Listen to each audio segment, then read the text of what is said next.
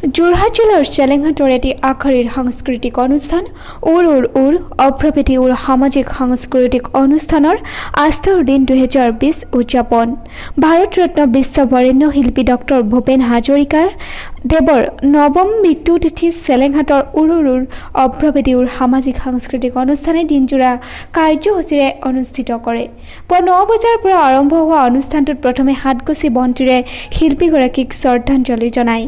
তাৰ পাছতে স্থানীয় শিল্পীসকলৰ দ্বাৰা গীতে মাতে সুধাকণ্ঠগৰাকীক শ্ৰদ্ধাঞ্জলি জনোৱাৰ লগতে শিল্পীগৰাকীৰ ওপৰত চমু বক্তব্য অনুষ্ঠানো ৰাখে।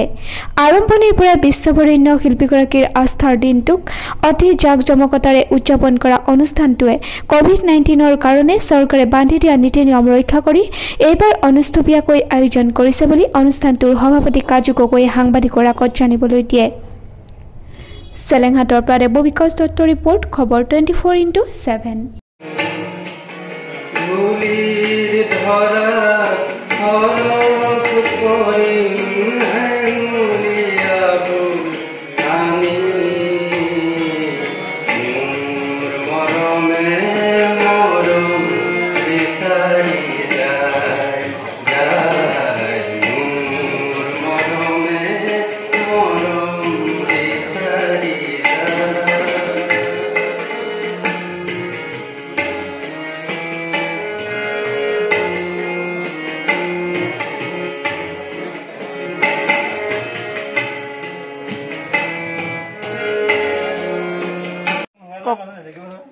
বিশ্ববিশ্ৰুত মহান গণশিল্পী ভাৰতৰত্ন ডক্টৰ ভূপেন হাজৰিকাদেৱৰ নৱম মৃত্যুবাৰ্ষিকী চেলেংহাটৰ উৰ উৰ উৰ উৰ অভ্ৰপেটিৰ সামাজিক সাংস্কৃতিক অনুষ্ঠানে প্ৰতি বৰ্ষৰ দৰে এইবাৰো আস্থাৰ দিন হিচাপে উদযাপন কৰিছে।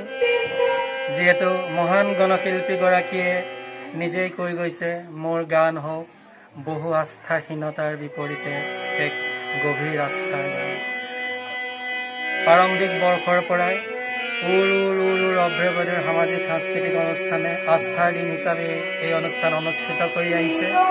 কিন্তু এইবাৰ COVID-19 সৃষ্ট জটিল পৰিস্থিতিৰ বাবে আমি অনাড়ম্বৰভাৱে অনুষ্ঠুপীয়াকৈ অনুষ্ঠান আয়োজন কৰিবলগীয়া হৈছে।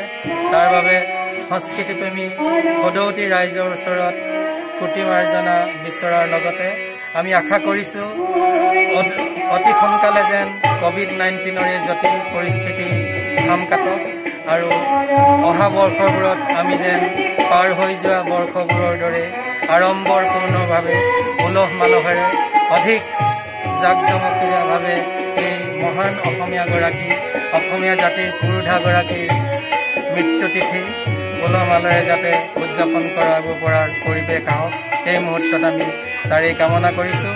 আৰু উৰ উৰ উৰ উৰ অভ্ৰপেটিৰ সামাজিক সাংস্কৃতিক অনুষ্ঠানৰ তৰফৰ পৰা তথা সমূহ চেলেংহাটবাসীৰ সংস্কৃতিপ্ৰেমী ৰাইজৰ তৰফৰ পৰা মহান গণশিল্পী ভূপেন দালৈ সশ্ৰদ্ধ প্ৰণিপাত।